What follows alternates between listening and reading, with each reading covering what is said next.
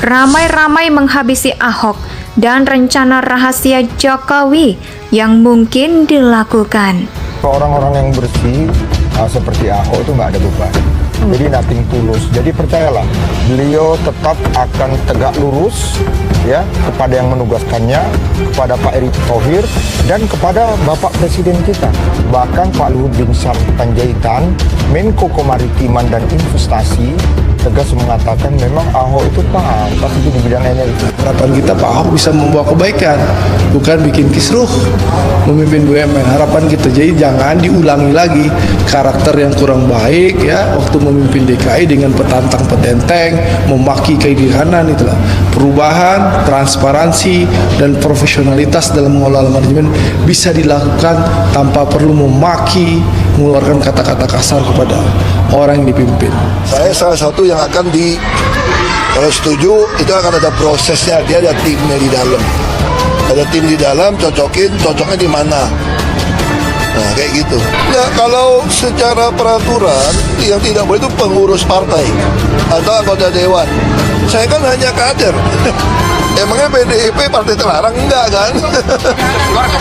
Enggak dong, kalau peraturannya enggak ya saya tetap anggota partai. Ya kan? Saya setia sama PD Perjuangan kok. Indonesia sejak dulu kala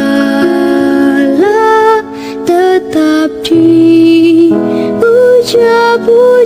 bangsa.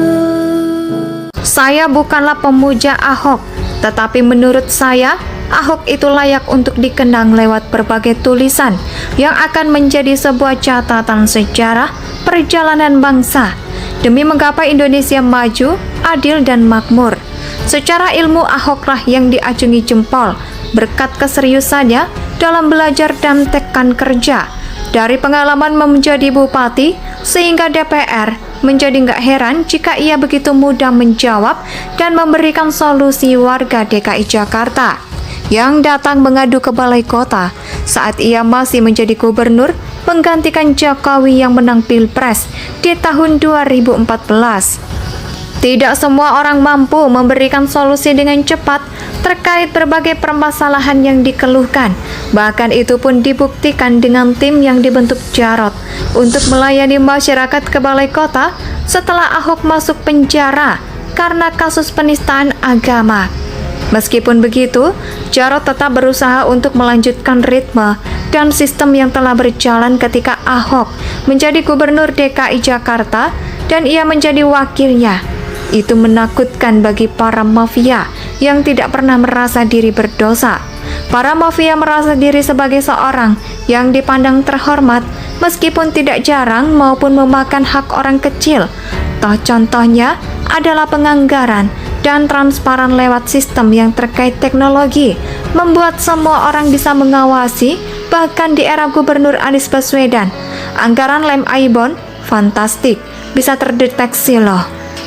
Ya, belum lagi anggaran ballpoint yang juga nggak masuk akal. Jadi tanpa sistem transparansi barisan Ahok, kita nggak akan tahu soal itu. Nah, seperti yang kita ketahui bersama, permainan markup dalam dunia pengadaan yang berkaitan dengan pemerintahan sudah menjadi rahasia umum. Sejak Orde Baru yang terang-terangan dan kini yang harus sembunyi-sembunyi. Warisan Ahok itu pun begitu menakutkan bagi penguasa malas yang hanya ingin menikmati kemuliaan dalam kekuasaan atau penguasa yang hanya mau menikmati uang operasional tanpa harus berkeringat dan pusing mikirin penyelesaian permasalahan yang menyangkut hajat hidup orang banyak.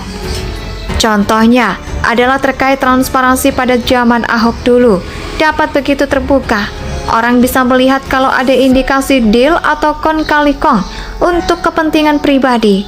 Nah, kebodohan para pejabat pun akan kentara berkat adanya transparansi. Hal ini tentu begitu menakutkan loh ya bagi orang yang nggak bisa kerja, orang yang nggak punya target kerja.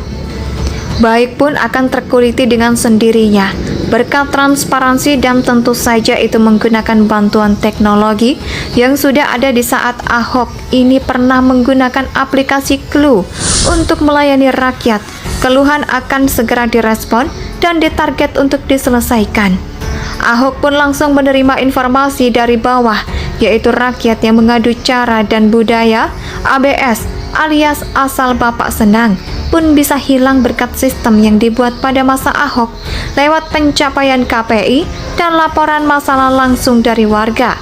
Warisan Ahok membuat orang yang berbisnis dalam kekuasaan menelan ludah karena merasa nggak berdaya melihat anggaran besar tapi nggak mau memainkannya untuk memuaskan dahaga gaya hidup yang nggak akan pernah ada habisnya. Sebab anggaran siluman akan dicoret dan ditambah dengan makian pemahaman nenek lo. Ahok ini melakukan itu berkat keberaniannya. Meskipun begitu ada celah kesalahan yang disebabkan karena kesombongannya merasa sudah berjalan di jalan yang benar, yaitu melayani masyarakat dengan baik.